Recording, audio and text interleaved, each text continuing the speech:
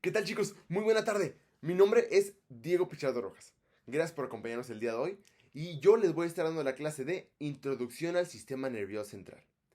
A manera de presentarme, soy estudiante de noveno semestre de Medicina de UABC, Campus Otay, Tijuana.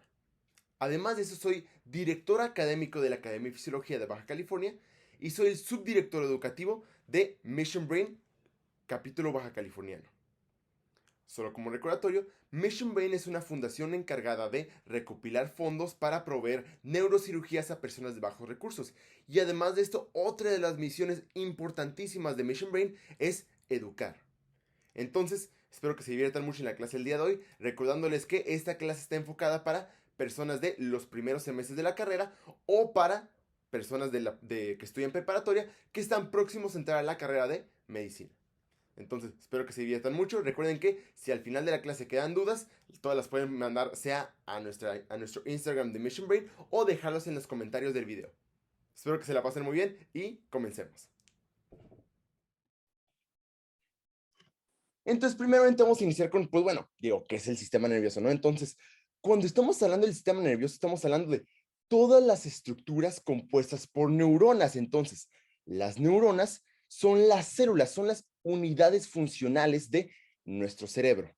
Además de esto, el sistema nervioso también estudia las terminaciones de las neuronas y todos los tejidos de sostén enfocados a darle un buen funcionamiento a esas neuronas.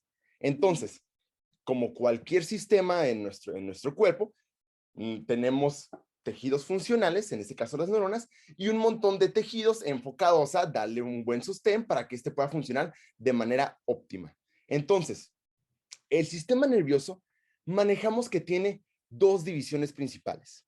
Tenemos el sistema nervioso central y el sistema nervioso periférico. Entonces, ya dijimos que el sistema nervioso se va a enfocar en todos los sistemas que tengan neuronas. Entonces, también tenemos que saber que las neuronas las tenemos en nuestro cerebro y también en la periferia. Entonces, la manera en la que nuestro cerebro y nuestro sistema nervioso central puede interactuar con el medio, ¿sí? Si yo quiero agarrar una maceta, ¿sí? Todo esto se transmite por medio de impulsos. Y para que todo esto pueda funcionar propiamente, debo tener neuronas en el centro y en la periferia para que todo se pueda organizar de la mejor manera posible.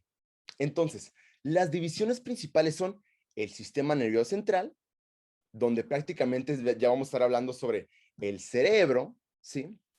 Y luego, la manera en la que el cerebro se interactúa con el resto del cuerpo, ¿sí? Al fin de cuentas, el cerebro se encuentra en nuestro cráneo, entonces, ¿cómo es que algo en nuestro cráneo puede llegar a resultar en que yo pueda mover mi dedo índice? Pues ocurre a través de neuronas que se encuentran en otros sitios. Entonces, tenemos como parte de nuestro sistema nervioso central, tenemos al cerebro, a nuestro tallo encefálico, que ahorita vamos a ver un poquito más, y luego un enorme montón de fibras y neuronas que se llama la médula espinal, que prácticamente va a correr a lo largo de toda nuestra columna vertebral. Entonces, aquí vamos a tener de nuevo un montón de neuronas, fibras, ¿sí? Y luego estas, para que puedan interaccionar con el medio, para recibir estímulos, para mandar estímulos, se van a comunicar con el sistema nervioso periférico, ¿sí? Que también lo vamos a poder tener en dos divisiones. Pero el punto es que tenemos neuronas en nuestro sistema nervioso central y luego en la periferia. Y estas son las dos divisiones principales de nuestro sistema nervioso. Entonces, ahora sí, enfocándonos un poquito más en las primeras partes, tenemos que el sistema nervioso central involucra el cerebro, ¿sí? El tallo encefálico y la médula espinal. Entonces, empezando con nuestro cerebro es prácticamente principalmente va a estar conformada por unas estructuras que se le llamamos el telencéfalo, diencéfalo y demás, pero con fines más prácticos estamos hablando de nuestros hemisferios cerebrales. ¿Sí? Entonces aquí tenemos una fotografía de nuestros hemisferios cerebrales y esto es lo que la mayoría de las personas estamos refiriéndonos cuando hablamos de, pues, el cerebro, ¿no? Entonces, tenemos que identificar que el cerebro, pues, tiene muchos pliegues. Entonces, nuestro cerebro no es liso. De hecho, el cerebro de los bebés es liso, pero el cerebro de los adultos tiene muchos pliegues, ¿sí? Y la idea es que nuestro cerebro tiene muchos pliegues para permitir una gran cantidad de neuronas que se apachurren en nuestro cerebro, ¿sí? Entonces, como podrán notar, estos pliegues, no les podemos llamar pliegues, porque en medicina aprendemos muchos sinónimos elegantes para palabras que son bastante simples, ¿no? Entonces, el punto es que nuestro cerebro va a estar formado, cuando estamos hablando de la corteza, que se encuentra de nuevo dentro de nuestra cavidad craneana, va a estar formada por elevaciones e invaginaciones, o sea, elevaciones de la corteza y luego partes donde se mete esta corteza. Entonces, esto lo vamos a llamar giros y luego surcos, ¿sí? Entonces, giro, surco, giro, surco. Y tenemos algunos surcos que son particularmente importantes. Por ejemplo, este surco bien grande horizontal que tenemos por acá, este surco grandote vertical que tenemos por acá. Entonces, cuando los anatomistas antiguos descubrieron que nuestro cerebro tiene muchos surcos, dijimos, ah, bueno, ¿qué tal si dividimos al cerebro en lóbulos por estos grandes huecos, ¿no? Entonces, hagan de cuenta que nombramos este gran surco en horizontal como el surco o la cisura de Silvio, y luego otro enorme surco vertical como la cisura de Rolando, y luego desde este momento empezamos a dividir a nuestra corteza cerebral, o sea, a nuestro cerebro por lóbulos. Tenemos el lóbulo frontal, que frontal significa que está enfrente, el lóbulo parietal que está por acá, el lóbulo temporal que se encuentra en los lados, en los lados laterales de nuestro cerebro, y luego hasta atrás tenemos el lóbulo occipital, ¿sí? Entonces, estas divisiones originalmente eran solamente morfológicas, ¿no? Porque, ah, bueno, aquí está el lado más del lateral, de hecho le llaman temporal porque es el lado donde primera vez se forman las canas del lado de nuestra porción temporal de nuestro cráneo, ¿sí? Aquí se forman las canas, entonces, el tiempo temporal, pero bueno. El punto es que originalmente solamente las nombraron por cuestiones morfológicas, pero luego descubrieron que, ah, bueno, el lóbulo frontal se enfoca un poco más en movimientos, el lóbulo parietal se enfoca un poquito más en sensaciones, el lóbulo temporal se enfoca un poquito más en la audición, en el lenguaje, y el lóbulo occipital se enfoca un poquito más en la visión. Entonces, después de esto ya empezaron a nombrar, ah, bueno, entonces estas partes de nuestro cerebro tienen distintas funciones y vamos a empezar a estar nombrando los giros dependiendo a sus funciones. Entonces también vamos a empezar a hablar sobre la corteza motora primaria que se encuentra en el lóbulo frontal, las cortezas sensitivas, las cortezas auditivas, pero todo vamos a estarlo hablando dependiendo a surcos y giros. Por ejemplo, el surco, el giro precentral, el giro postcentral, pero de nuevo ahorita solamente es un panorama general para saber cómo en la corteza es como tenemos le vamos a estar enfocando bastante tiempo de estudio en el mundo de las neurociencias. Y aquí solamente una foto que me gusta mucho, donde nuevo estamos viendo los surcos, las divisiones de los lóbulos y demás. Pero bueno, antes de poder continuar, tenemos que tener en cuenta que cuando estemos cualquier estudiando del cerebro, vamos a ver muchas fotografías, ¿sí? Entonces, es muy difícil estudiar algo cuando no lo estás viendo, ¿no? Entonces, tenemos que al menos saber qué tipo de cosas estamos viendo cuando estamos hablando de cortes anatómicos del cerebro. Entonces, hagan de cuenta que cuando le tomamos fotografías a los cerebros, prácticamente todas estas fotografías se encuentran en modalidades, o sea, distintas vistas al cerebro. Por ejemplo, tenemos visiones del cerebro cuando lo cortamos de manera horizontal y lo podemos ver de esta manera. Si lo cortamos de manera vertical, en orientación anterior y posterior, lo vamos a obtener de esta manera. Y si lo cortamos de esta orientación de derecha a izquierda, vamos a obtener otro tipo de imagen. Entonces, de este lado podemos ver ya las partes más internas del cerebro. De este lado ya podemos ver las partes más, solamente dividiendo lo que se encuentra en la línea media de nuestro cerebro. Entonces, para que podamos entender qué es lo que estamos viendo, le tenemos que poner nombres a estas visiones. Entonces tenemos que cuando queremos tomar una fotografía de esta manera de nuestro cerebro o de nuestra médula o de lo que sea, vamos a llamar este tipo de corte, donde estamos cortando de esta manera, un corte coronal. A mí me gusta recordar que coronal es similar a lo que estaremos observando si nos pusiéramos una corona, o sea, como una tiara, ¿sí? esto obtendríamos una visión de nuevo horizontal, ¿sí? De nuestro cerebro, similar a como lo estaremos viendo si nos pusiéramos una tiara, ¿no? Entonces, esto sería un corte coronal, ¿sí? Y esto nos permite observar las estructuras que se encuentran en las partes profundas de nuestro cerebro, solamente viéndolas de este lado, ¿no?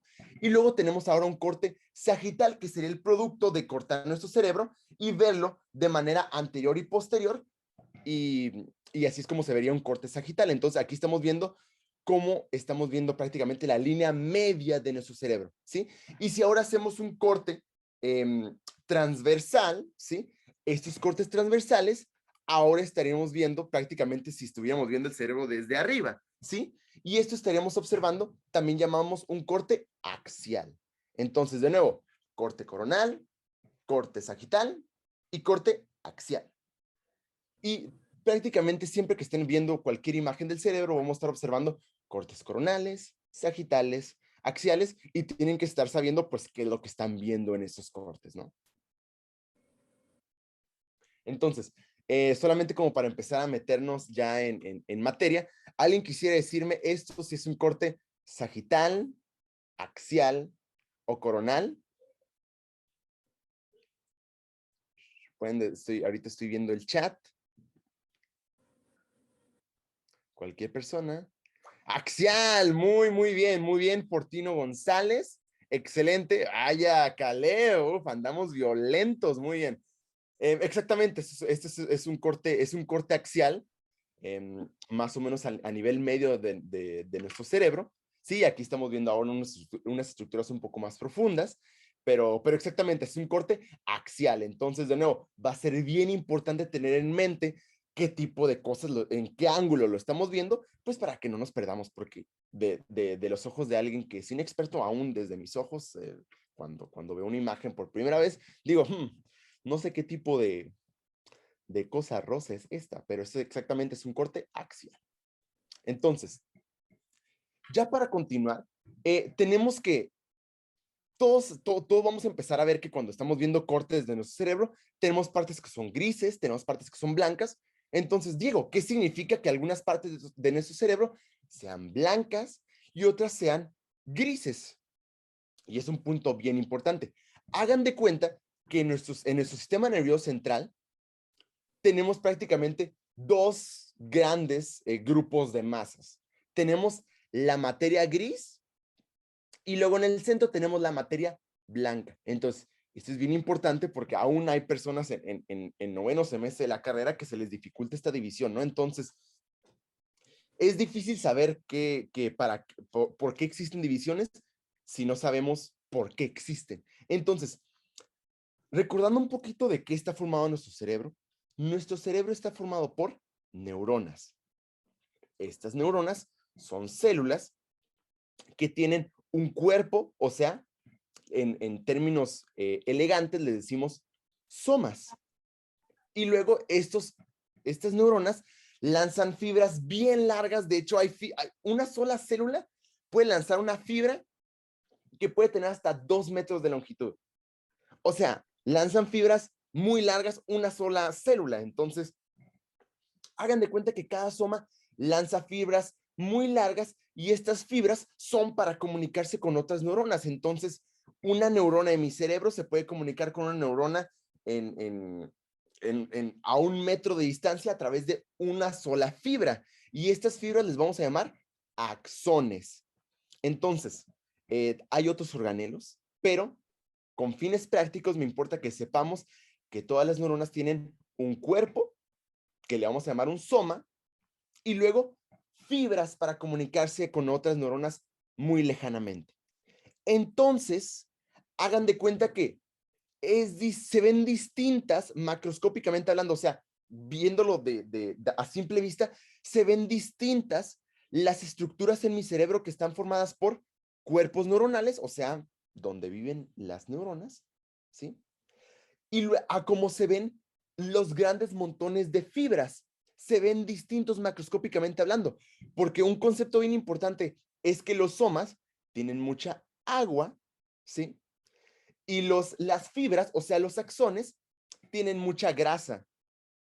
Y ¿alguien me quiere decir de qué color es la mantequilla?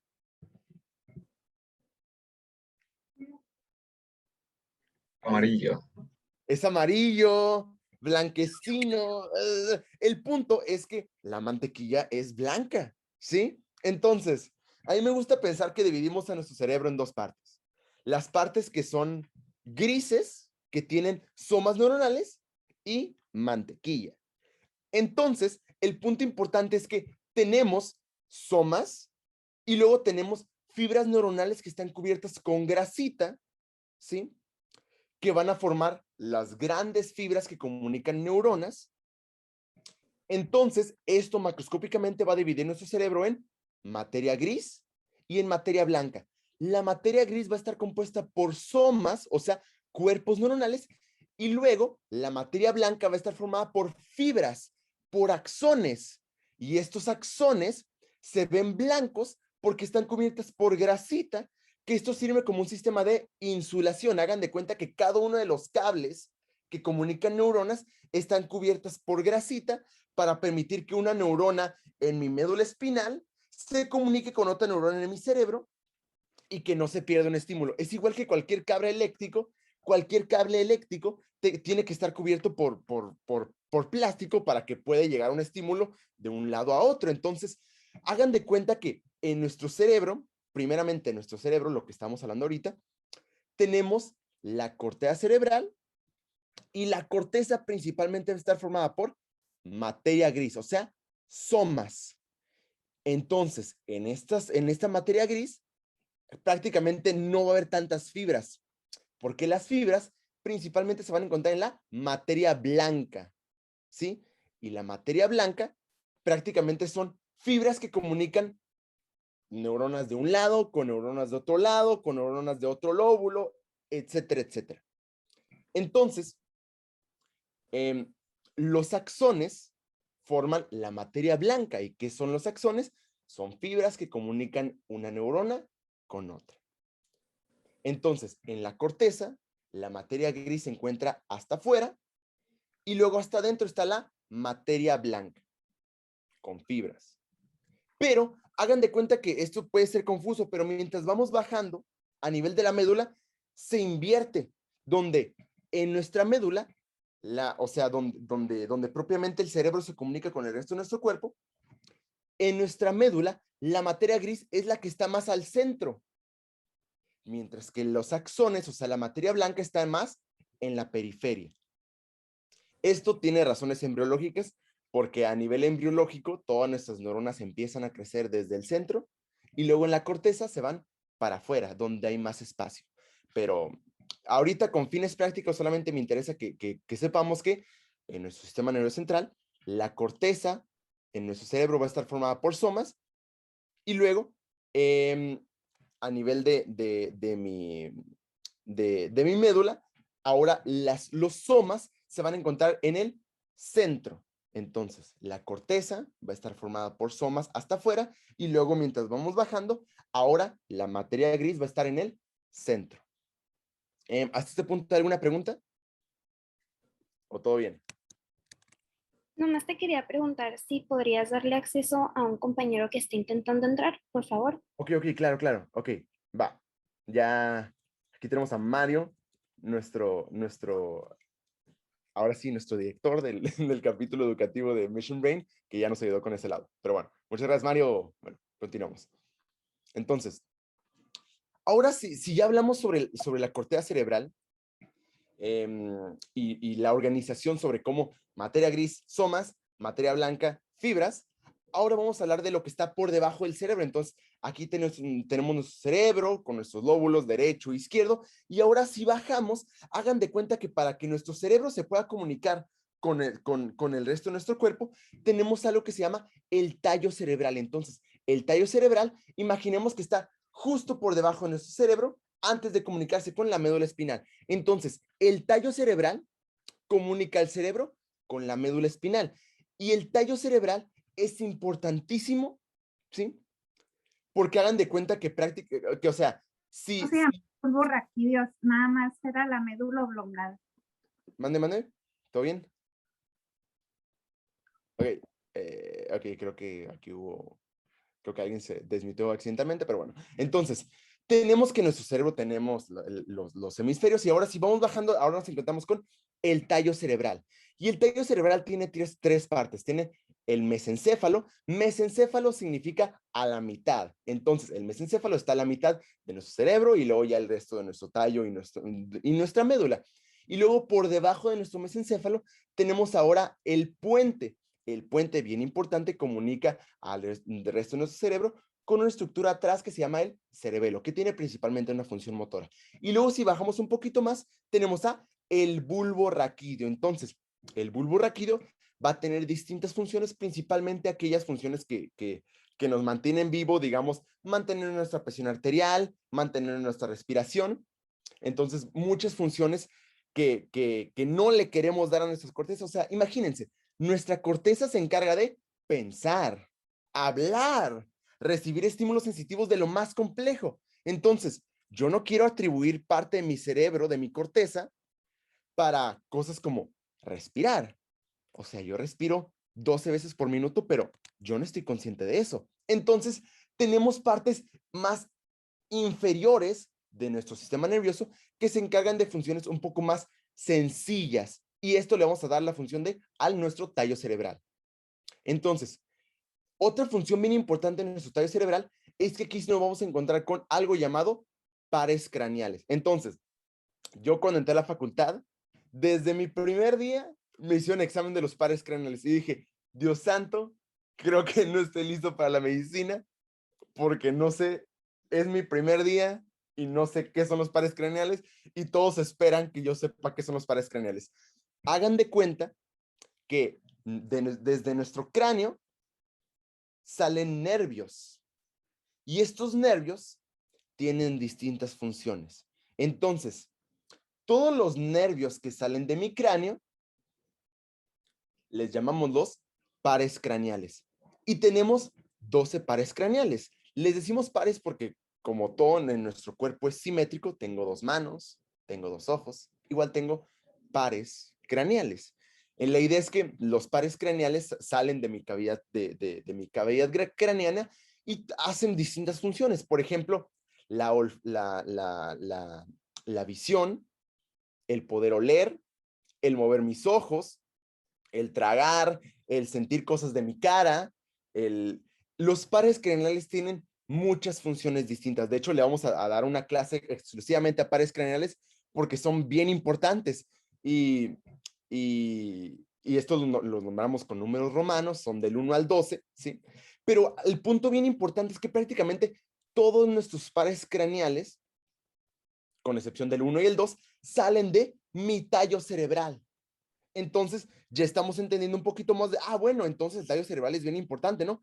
Porque, digamos, el tercer y cuarto par craneal que se enfocan en los movimientos de mis ojos salen del mesencéfalo, es decir, entonces 3, 4 salen del mesencéfalo, el 5, 6 y 7, que se encargan principalmente de cosas de mi cara, la sensación, la mímica, salen de mi puente, y luego ya cosas como, como de la respiración y demás, el 8, 9, el 8, 9 y 12 salen de mi médula oblongata. Entonces, ya estamos empezando a entender que, tenemos muchas funciones que le damos a mi tallo cerebral que mi corteza no se quiere enfocar, ¿sí? Y también otro punto importante es que a mi bulbo raquídeo, ¿sí? O sea, la parte más inferior de mi tallo cerebral, también lo vamos a leer como médula oblongata. Quisiéramos que solamente tuvieran un solo nombre, pero bulbo raquídeo, médula oblongata son sinónimos. Entonces, sí, tallo cerebral, bien importante porque aquí salen los pares craneales. Del mesencéfalo el 3 y 4, del puente el 5, 6 y 7, y luego el bulbo, el 8, 9 y el 12. El 8, 9, 10 y 12.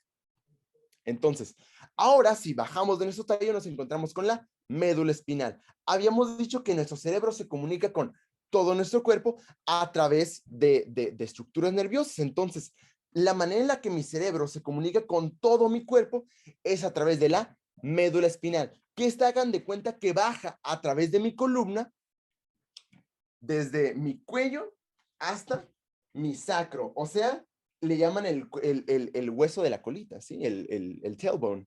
Entonces, a través de toda mi columna vertebral, baja la médula espinal, que esta va a estar conformada por nervios, por fibras, o sea, materia gris y materia blanca.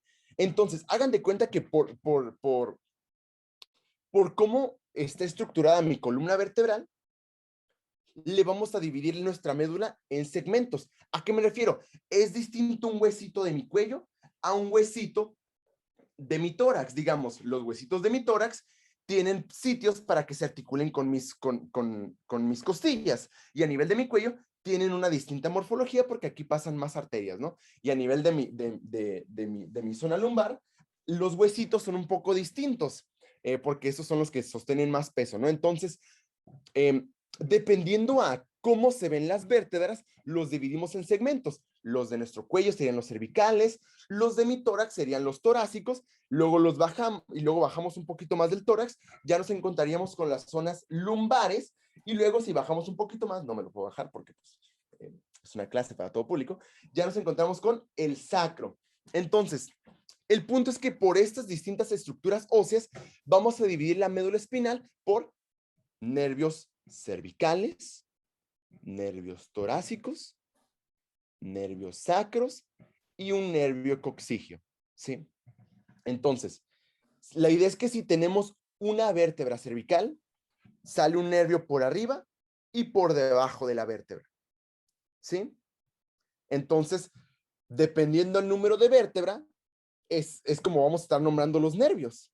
Entonces, esto es bien importante porque en la clínica hay algunos nervios que se encargan de cosas muy específicas. Digamos, el nervio C5, que sale por debajo de la vértebra C6, ¿sí? El punto es que este nervio C5 se encarga de contraer mi bíceps, ¿sí? También, si ahora nos vamos al nervio lumbar, el nervio lumbar 4, este se encarga de contraer mi cuádriceps. Entonces, hay veces que solamente por yo decirte, bueno, no puedo contraer mi cuádriceps. Bueno, si la lesión es a nivel de la médula espinal, yo ya puedo decirte, bueno, muy probablemente te lesionaste en este sitio. Y eso ya es como ser un detective, pero a otro nivel, porque ya estás viendo, estamos relacionando datos clínicos con ahora sitios anatómicos para que nos puedan indicar lesiones. Entonces, esto es bien importante para la clínica, y de hecho también le vamos a atribuir una clase solamente a vías sensitivas y motoras. Entonces, bien importante prácticamente en la médula espinal, ahora sí, si lo cortamos a la mitad, de nuevo nos vamos a encontrar con materia gris y materia blanca. Esto, no se confundan, es una fotografía que se llama una mielografía, o sea, una tinción de grasa. Entonces, esa tinción de grasa, ¿alguien me puede recordar cuál está cubierta de grasa, la materia blanca o la materia gris? La blanca. La blanca, muy bien. Entonces, esta es una tractografía, lo cual significa que la materia blanca, o sea, lo que está compuesta por fibras, se va a pintar de negro. Entonces, todo esto negro son tractos. Entonces, todo lo negro que son tractos es la materia blanca. Entonces, aquí está invertido. Entonces, aquí tenemos un corte axial. Ya estamos sabiendo los nombres de cortes. Tenemos un corte axial cervical, torácico, lumbar y sacro. Y nos estamos encontrando que alrededor de mi médula espinal tenemos un montón de tractos que suben y bajan. Los tractos motores bajan para que yo pueda mover mis músculos, y los tractos sensitivos suben hacia mi cerebro para que yo pueda estar consciente de lo que estoy sintiendo. Si alguien me toca la mano, sé que alguien me está tocando la mano. Y entonces, sensitivos suben y motores bajan. Y también, si estamos notando, cuando estamos hablando de la materia gris, tenemos dos estructuras bien importantes, que son las astas dorsales y las ventrales. Las astas dorsales van a ser principalmente sensitivas, y mis astas ventrales van a ser principalmente motoras. Entonces, aquí viven las neuronas que sienten cosas, y aquí viven las neuronas que mueven cosas. Entonces, vamos a notar que dependiendo del sitio donde estemos, sea en el cuello, en mi tórax, en mi zona lumbar o en mi sacro, la médula se ve distinta. ¿Por qué se ve distinta? Porque a nivel de mi cuello tenemos una asta ventral muy gruesa para mover mis manos. En mi tórax no muevo muchas cosas, entonces el asta ventral va a ser más delgadita. Y en mi zona lumbar también tenemos una asta ventral muy gruesa para mover mis piernas, o sea, mi plexo lumbosacro. Entonces, solamente solamente viendo cortes axiales de mi médula espinal, podemos saber, bueno, aquí tenemos distintas cosas que se relacionan con las funciones de cada segmento de mi médula. Entonces, aquí solamente les quería enseñar que se ven distintas, ¿no? Y de nuevo, aquí tenemos el asta ventral, el asta dorsal, etcétera, etcétera.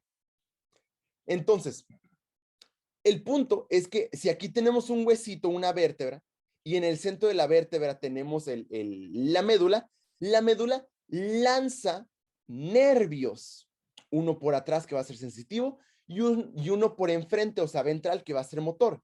Entonces, cada uno de los segmentos de mi médula espinal lanza un nervio por debajo de cada una de mis vértebras. Y esto va a causar que cada nervio tenga una función sensitiva y una motora. Entonces, a cada nervio que sale por cada uno de mis segmentos medulares, le vamos a llamar un nervio espinal. Entonces, nervios espinales que se nombran de nuevo por si están en el cuello, en mi zona de tórax o lumbar o sacro.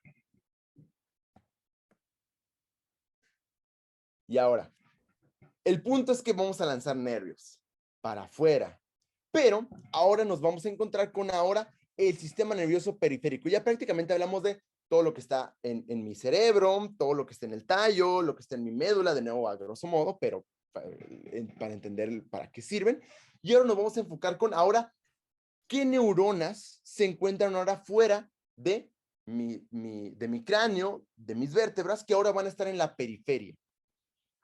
Si hablamos del sistema nervioso central, que es cerebro, tallo y médula, ahora vamos a hablar del sistema nervioso periférico. Que el sistema nervioso periférico tiene dos divisiones. El sistema nervioso somático, y el somático le vamos a nombrar prácticamente todo lo que podemos hacer voluntariamente. Sensitivo y motor. Yo siento conscientemente que me están tocando la mano, yo conscientemente muevo mis brazos, a eso le vamos a llamar el sistema nervioso somático, ¿sí?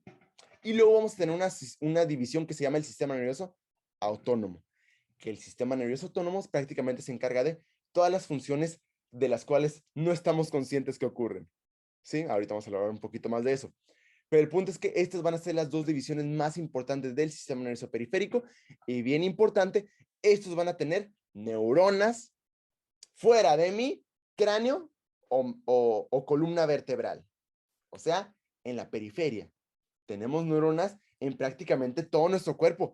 Tenemos neuronas incrustadas en mi corazón, en mis intestinos, en muchas partes. Okay. Entonces, cuando estamos hablando de lo somático, primeramente hablando de la división motora, estaríamos hablando de las porciones de mis nervios que salen y se enfocan para mover mis músculos, o sea, salen de mi sistema nervioso central para mover mis músculos, ¿sí? De nuevo vamos a tener una plática solamente enfocada a esto, pero ahorita solamente para que podamos entender el panorama, ¿no? Entonces, en la periferia, la división somática que tiene función sensitiva y motora, esta se encarga de salir de mi médula para controlar mis músculos. También tenemos una división somática sensitiva que se va a encargar principalmente de recibir estímulos para ahora sentir voluntariamente, ¿sí? Y ahora también tenemos una división de nuevo del sistema nervioso autónomo, que esta la vamos a llamar, dependiendo a las dos divisiones que tenemos, la división simpática y la división parasimpática. Entonces, Diego, obviamente, cuando alguien toca mi mano, lo puedo sentir y, ok, ya estoy entendiendo que esto se transmite por nervios y llegan hasta mi cerebro, ¿no? Pero, ¿cómo que regulación inconsciente de la función de mis órganos? O sea, aunque ustedes no lo sepan, que estoy seguro que muchos aquí ya están empezando a estudiar estos temas, constantemente tu cerebro está recibiendo estímulos que nos dicen cuánta presión arterial tienes. O sea, 120/80, o sea, qué tan presionados se encuentran tus vasos en este momento.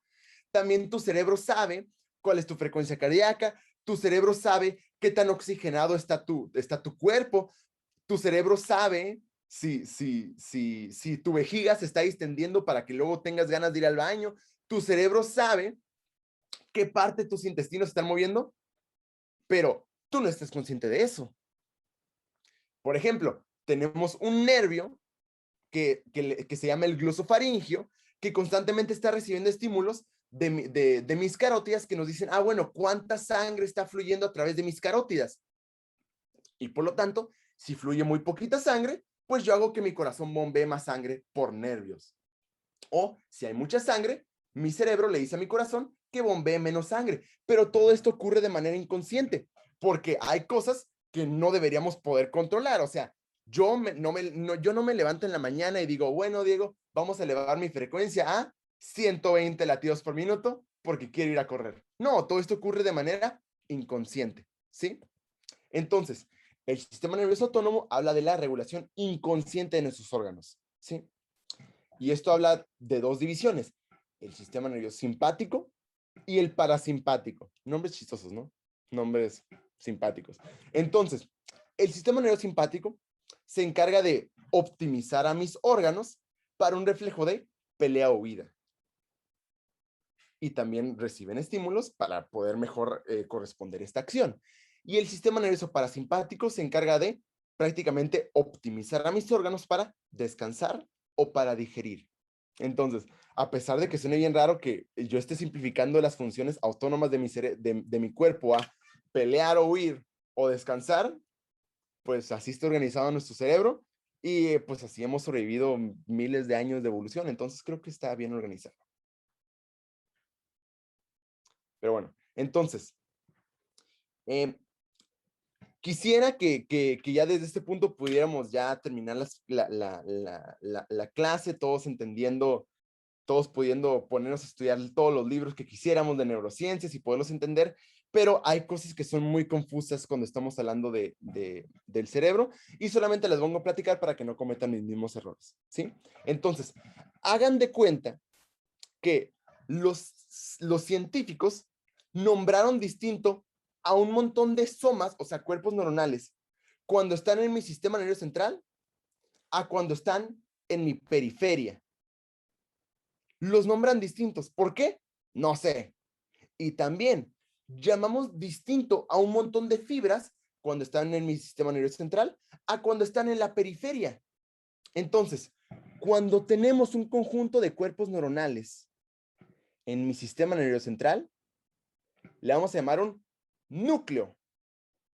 Por ejemplo, tenemos núcleos en todo mi tallo cerebral, el núcleo rojo, los núcleos de la base, el globo pálido, tenemos muchos núcleos en mi sistema nervioso central, ¿no? En mi médula el núcleo de Clark, o sea, tenemos un montón de núcleos, pero esos son cuerpos neuronales. También, si ahora estamos hablando de cuerpos neuronales, pero ya no estamos hablando de mi sistema nervioso central, y ahora estamos hablando de la periferia, ahora le vamos a llamar ganglios. Entonces, un núcleo o un ganglio es lo mismo cuando estamos hablando de conjunto de cuerpos neuronales, pero el núcleo es en mi sistema nervioso central y el ganglio es en mi periferia. Y luego, si ya no estamos hablando de los somas y ahora estamos hablando de los axones, al conjunto de axonas en mi sistema nervioso central le vamos a llamar un tracto. Pero si ahora tenemos un montón de axones que salen de mi sistema nervioso central, a esto le vamos a llamar un nervio.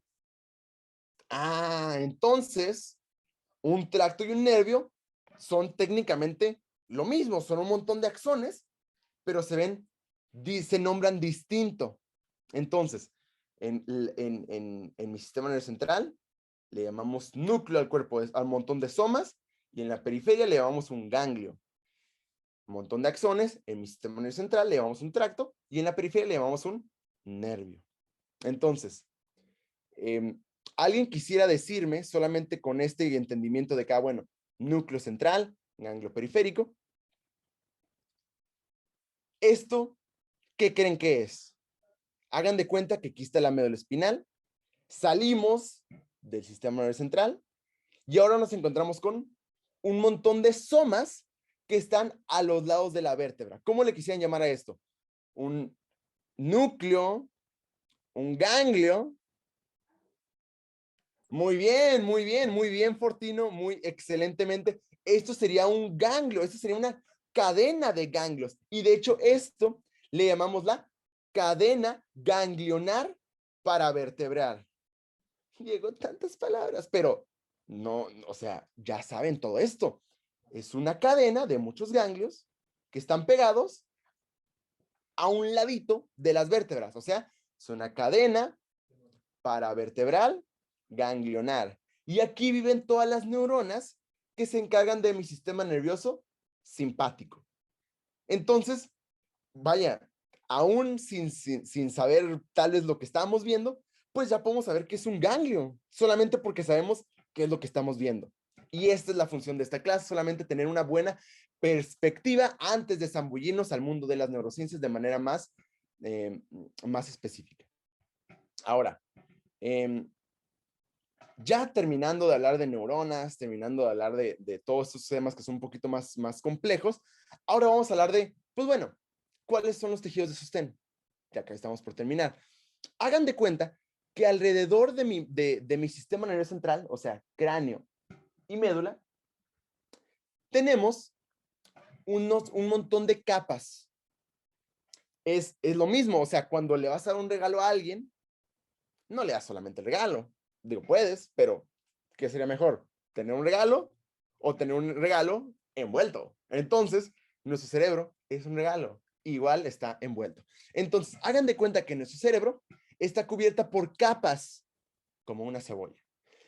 Nuestro cerebro está cubierto capas que le vamos a llamar las meninges. Entonces, las meninges son capas que cubren a mi sistema nervioso central. ¿Alguien me quiere decir las tres partes del sistema nervioso central?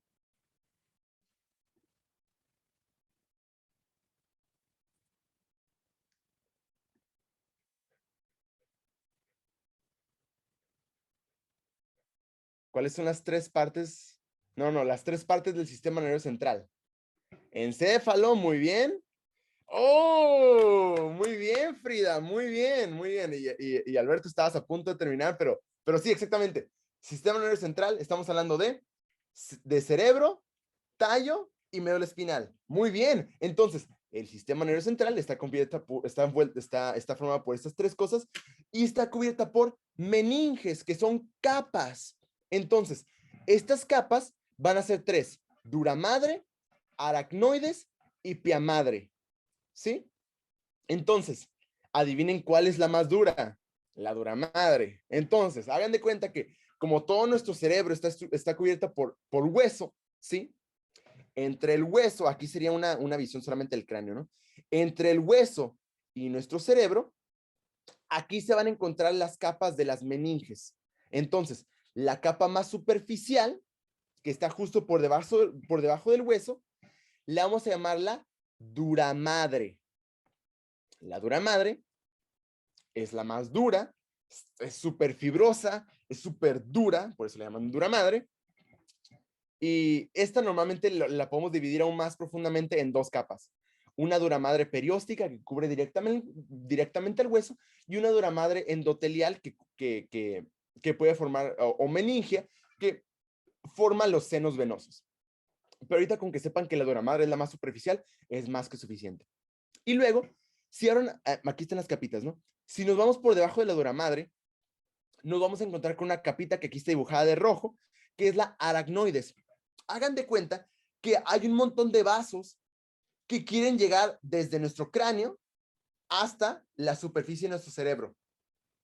Y para que puedan pasar a través de este espacio, están cubiertos por las aracnoides. Entonces, la aracnoides forma un espacio virtual donde permite el viaje de vasos desde la superficie de mi cráneo hasta mi superficie de mi cerebro, ¿sí? Y luego, entonces es una capita que de hecho tiene dos capitas, ¿no? Técnicamente es solamente para dibujarlo, para que no quede duda. Ay. Aquí tenemos la dura madre, que es solamente una capita muy bonita, y ahora nos llegamos a la siguiente capa. La siguiente capa sería aquí la aracnoides, que permite el viaje de vasitos, aquí estaría un vasito, a través de un espacio, hasta llegar a la superficie del cerebro. Entonces, la aracnoides técnicamente son dos capitas que forman un espacio virtual, y este espacio virtual le vamos a llamar el espacio subaracnoideo. Y esto es bien importante porque alguien sabe que está en el espacio subaracnoideo. ¿Qué líquido se encuentra en el espacio subaracnoideo? ¿Alguien? El líquido cefalorraquídeo. Muy bien, muy bien. Creo que muy bien, Fortino. Muy bien, Caleb. Exactamente. Entonces, bien importante saber que en las tres capas de las meninges, la superficial, la dura madre, luego tenemos la aracnoides, que forma un espacio virtual donde está el líquido cefalorraquídeo, que hagan de cuenta que nuestro cerebro está cubierto por un líquido, y este líquido es el líquido cefalorraquídeo, que ahorita vamos a hablar un poquito más de eso, poquitito. Y el punto es que eso se encuentra entre las capas de las aracnoides. Y luego, ya después de que acompañamos a los vasos a cubrir este espacio, ya nos llegamos a la última capa de nuestro cerebro, que es la pía madre. Entonces, la pía madre, esta cubre los surcos de mi cerebro, y esta es prácticamente la que va a estar más íntimamente pegada a mi cerebro, ¿sí? Y digamos que es como un pegamento, porque este pegamento es lo que le permite que todos los vasos se queden pegados a mi cerebro, ¿no? Entonces, estas son las tres capas de mis meninges. Dura madre, la más dura, aracnoides, que forma el espacio subaracnoideo, y pía madre, que es la más pegada a mi cerebro. No manches, ya todos son unos neurocientíficos. Muy bien. Y aquí solamente lo estamos viendo de nuevo, donde tenemos que, de nuevo, aquí son las capas, y ahora, si quitamos el cráneo, oye, Diego, ¿esto es el cerebro? No, esta es la capa que cubre el cerebro, y esto le llamamos la dura madre. ¡Wow! Sí, es como una capa de papel por encima de mi cerebro, así es la dura madre, se las presento. Y ahora, y aquí tenemos en este mismo diagrama, si ahora quitamos la dura madre, vamos a encontrarnos con la aracnoides, y si quitamos luego la aracnoides y pasamos el espacio subaracnoideo, nos encontramos con la pía madre, ¿sí? Y esto es bien importante porque hagan de cuenta que estos sitios que cubren al cerebro están densamente vascularizados. Entonces, enfermedades que pueden solamente afectar a mis meninges, también son cosas que vamos a estar viendo en la práctica diaria. Bueno, no diaria, ¿no? Semanal, mensual, eventualmente. Por ejemplo, tenemos a la meningitis, que la meningitis, itis significa inflamación.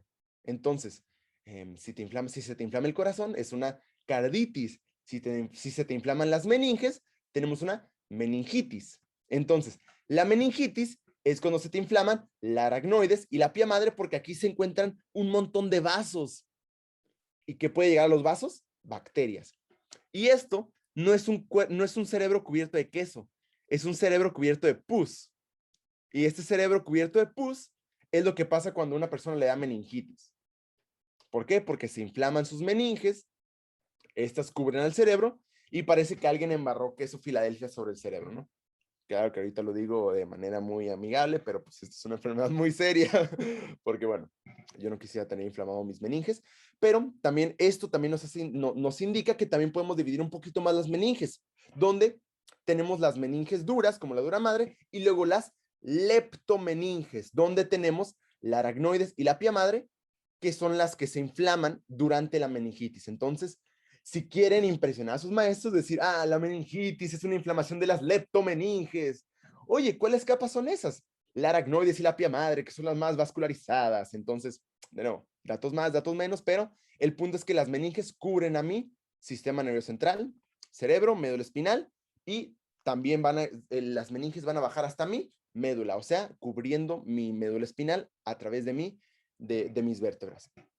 Y también la dura madre, hagan de cuenta que forma pliegues. A pesar de que pensáramos que en mi cráneo solamente está mi cerebro, también en mi cráneo hay pliegues. Y estos pliegues tienen funciones. Por ejemplo, si yo quiero dividir mi lóbulo cerebral izquierdo y derecho, hay a la mitad de mis dos hemisferios un pliegue de duramadre que me ayuda a dividirlos. Y eso se le llama pliegues de duramadre y tiene nombres específicos, como por ejemplo, el pliegue de duramadre que se pliega y divide mis dos hemisferios, le llamamos la falx cerebri o la hoz del cerebro. También tenemos otro pliegue de duramadre. ¿Qué es la duramadre? La capa más superficial de mis meninges, que divide mi cerebro con mi cerebelo. Y esto le llamamos la tienda del cerebelo. Tienda como si fuera una tienda de acampar. La tienda de mi cerebelo divide mi cerebro de mi cerebelo. Y el punto es que estos son los puntos más importantes de las meninges. De nuevo tenemos 3 capas y la duramadre forma pliegues, que estos me van a ayudar a dividir los sitios en mi cráneo, ¿sí? Y esto es bien importante porque en distintos libros van a estar leyendo que hay estructuras supratentoriales e infratentoriales. Diego, ¿qué significa esto? Estamos hablando de que a todas las estructuras que se encuentran por encima de la tienda del cerebelo les llamamos supratentoriales. ¡Oh! Diego, eso es un dato, eso no está bien. Sí, de nuevo, hay muchas maneras de nombrar cosas muy específicas, pero sí, todas las estructuras que se encuentran por encima de la tienda del cerebelo les llamamos estructuras supratentoriales, que los hemisferios cerebrales serían supratentoriales. Y luego por debajo de la tienda del cerebelo, aquí nos encontraríamos con todas las estructuras que les llamaríamos infratentoriales, que aquí se encuentran el tallo, el cerebelo, ¿sí? Y luego, esto es bien importante porque hagan de cuenta que cuando estamos hablando de enfermedades, puede haber sangrados en distintos sitios de mi cerebro. Y solamente por yo ver una imagen, ver la forma, si es un lente bicóncavo, biconvexo o demás, yo puedo saber en qué parte de mis meninges ocurrió un sangrado. Por ejemplo, no lo pregunté, pero Fortino está haciendo un trabajo increíble.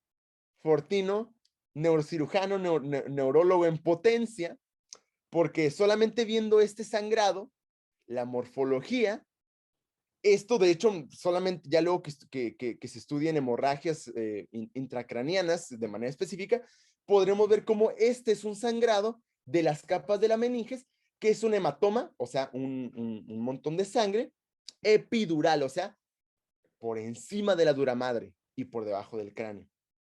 Y también va a haber sangrados que son por debajo de la duramadre y por encima del aracnoides, o sea, un subdural, hemorragias que son dentro del cerebro, o sea, una intraparenquimatosa y demás. Pero el punto es que con que ustedes sepan las capas de las meninges y que las meninges forman pliegues, ya con eso están listos para ponerse a estudiar más duro que nunca. Oh, ya empiezan las vacaciones, muy buena manera de usar las vacaciones. Pero bueno, ya para finalizar, tenemos que dentro de mi cerebro tenemos espacios de agua, ¿sí? Entonces, hagan de cuenta que dentro de mi cerebro tenemos agua. Tenemos agua dentro de mi cerebro y afuera de mi cerebro. Hagan de cuenta que esto se le llama una resonancia magnética. Y en esta resonancia magnética, todo lo negro es agua.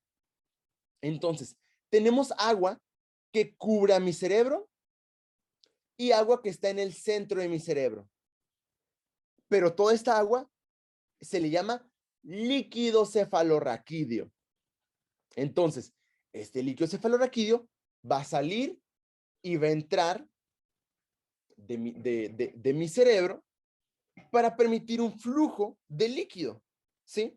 Entonces, ya prácticamente para finalizar, hagan de cuenta que este líquido se produce en mis hemisferios laterales de un montón de capilares, ¿sí? Que le llamamos los plexos coroideos. De aquí se produce el líquido cefalorraquídeo y luego el líquido cefalorraquídeo sale de mis ventrículos laterales y luego pasa a través de todo mi tallo y luego después de mi tallo el líquido cefalorraquídeo sale y luego pasa a cubrir todo mi cerebro. Entonces, la idea es que ahorita solamente lo que les quería platicar es que tu cerebro está cubierto por líquido. Y esto tiene cierto sistema de circulación, donde primero el líquido se produce dentro de tu cerebro y luego pasa por algunas estructuras. Les voy a decir en voz alta, no se lo tienen que memorizar, pero luego que lo quieran estudiar, pues aquí voy a estar.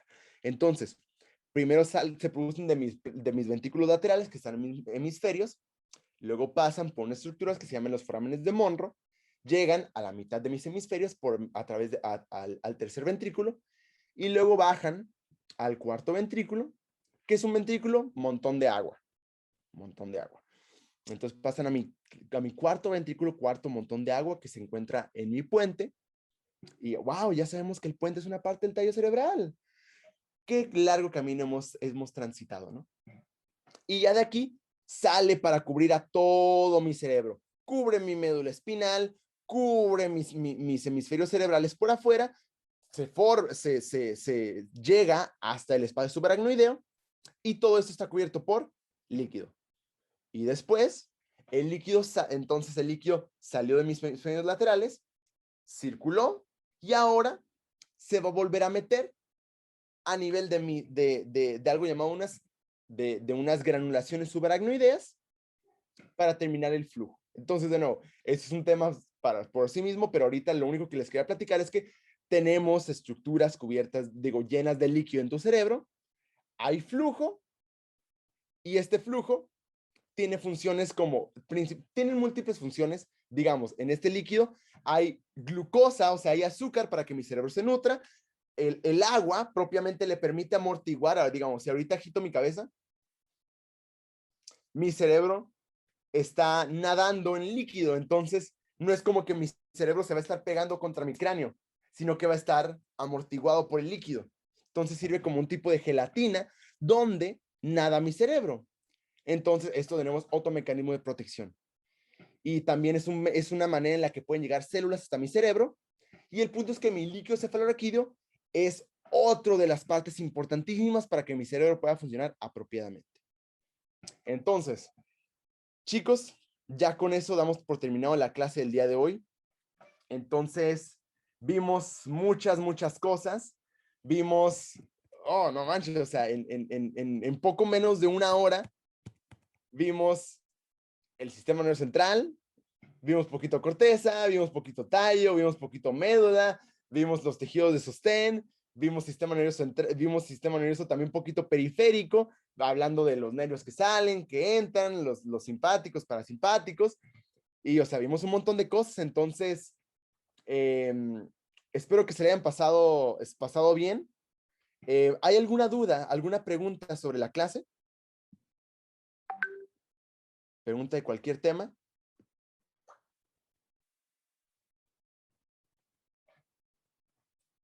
Voy a poner la primera diapositiva. ¿Alguna pregunta de lo que sea? Igual es tempranito, ya vamos a acabar el semestre, entonces podemos dedicarle tiempo, pero si no hay preguntas, pues chicos, de nuevo me pone muy contento el haber podido dar esta clase. Muchas gracias a todos por venir. De nuevo, un aplauso a todos los que participaron en la clase. De verdad, me dio mucho gusto que se conectaran tantas personas. Espero que les haya servido. De nuevo, no nos metimos a cada uno de los temas de manera tan compleja, pero me gustaría pensar que dimos un panorama general para que, bueno, ahora que yo quiero estudiar sobre no sé, los núcleos de la base, bueno, pues ya sé que es un núcleo. Sí, entonces, sin más, muchas gracias a todos por entrar, por participar. Bueno, chicos, esta fue la primera de una serie de clases que van a ser 100% gratuitas. Si les gustó, los invito a que donen para la Fundación Mission Brain, de nuevo para recopilar fondos, para educar, ayudar a personas con bajos recursos, a darles neurocirugías y demás. Entonces, ahorita solamente vamos a hacer un pequeño tutorial de cómo hacer las donaciones. Entonces, Primero lo que tienen que hacer es entrar a la página de Instagram de Mission Brain, el capítulo baja californiano, y el primer link que van a hacer es un link de donaciones. Entonces le picamos este link y nos va a llevar al sitio especial que tiene nuestro capítulo para recibir donaciones para Mission Brain. Entonces, hagan de cuenta que este formato de donaciones está pues puesto en dólar porque es una fundación de Estados Unidos. Entonces, si quieren donar 200 pesos, donan su equivalente en dólares, que sería $10. Si quieren donar $1, sería 20 pesos. Si quieren donar 500 pesos, serían $25. Entonces, ponen que puede ser una sola donación. Entonces, aquí solamente vamos a poner como un ejemplo. Si quisiéramos donar 100 pesos, $5, ponemos donar. Y luego, si vamos a hacer el depósito con una tarjeta de débito, le ponemos credit card. Entonces, después de esto, ya ponemos todos los datos de la donación. Vamos a llenarlos.